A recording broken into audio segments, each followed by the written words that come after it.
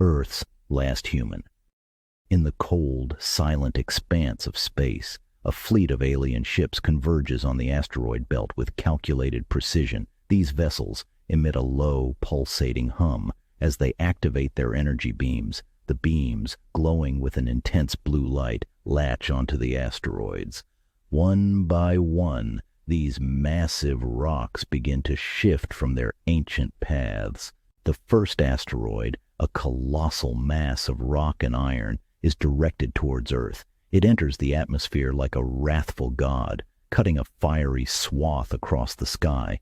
The impact is near the coast of Japan, and the collision unleashes an energy equivalent to thousands of nuclear bombs.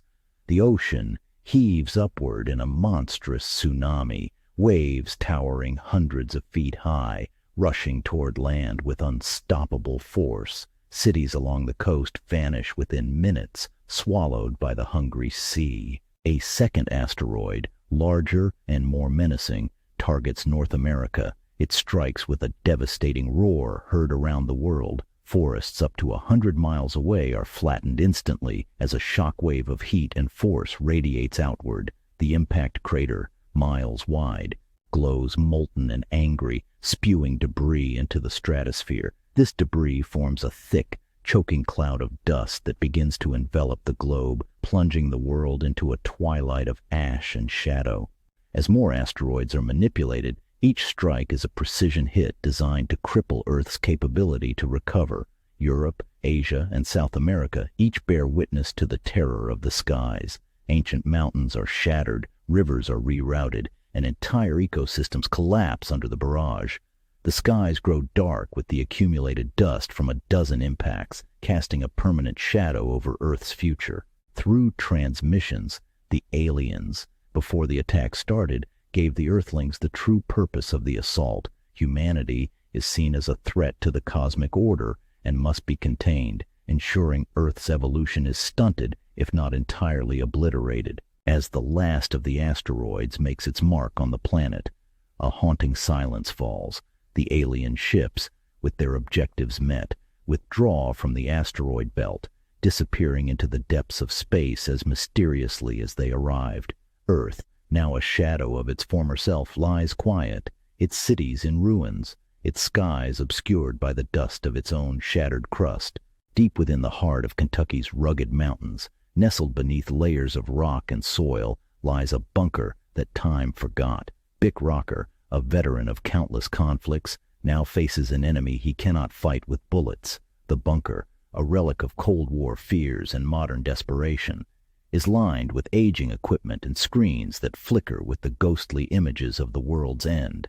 Bick stands alone in a cramped room surrounded by maps that no longer match the world outside and monitors that buzz with the static of a planet in agony. His eyes, hardened by battles past and the weight of current despair, watch the destruction unfold. The satellite feed, miraculously still active, paints a grim picture. Waves of dust rolling across continents, cities reduced to craters, and the dark silhouette of alien ships orchestrating Earth's demise from a safe distance. Now, leaving. Despite the isolation, Bick's resolve does not waver. His jaw sets firmly, a silent vow to bear witness to the end, and perhaps to find a beginning in the aftermath. As the bunker shakes with the distant echoes of destruction, Bick prepares for what comes next. Not just survival, but resistance, in whatever form it might take. For now, he watches, plans, and waits,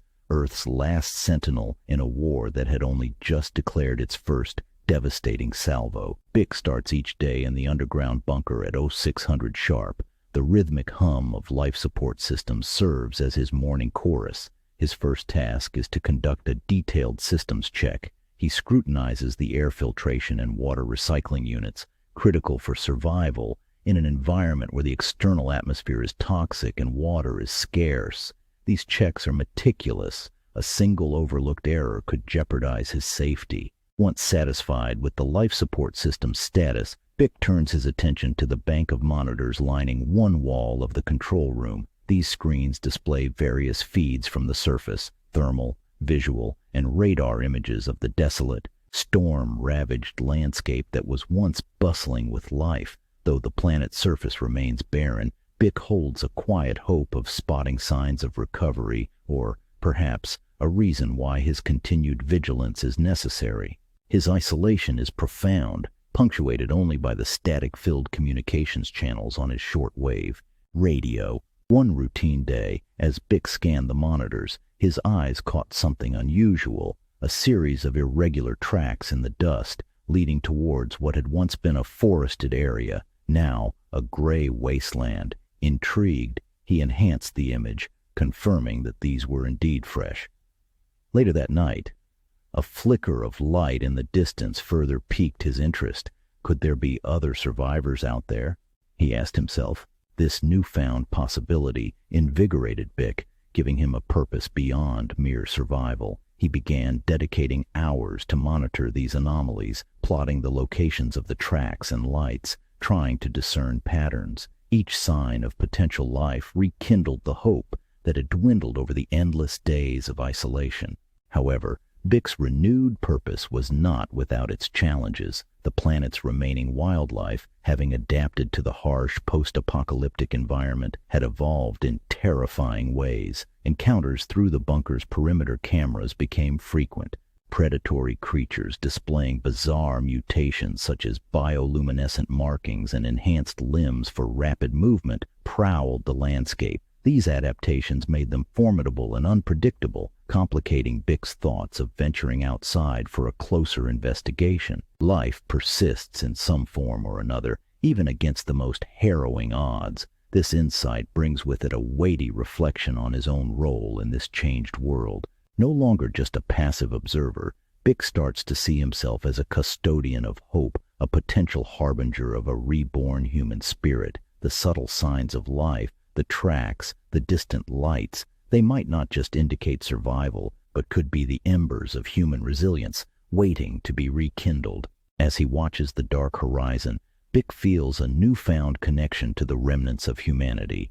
Each decision to document, each effort to reach out and possibly reconnect with others becomes a testament to his belief in the enduring human spirit. His role is now imbued with the responsibility of nurturing this fragile hope. There may be others, and together, possibly, just possibly, we could guide humanity towards a dawn of renewal.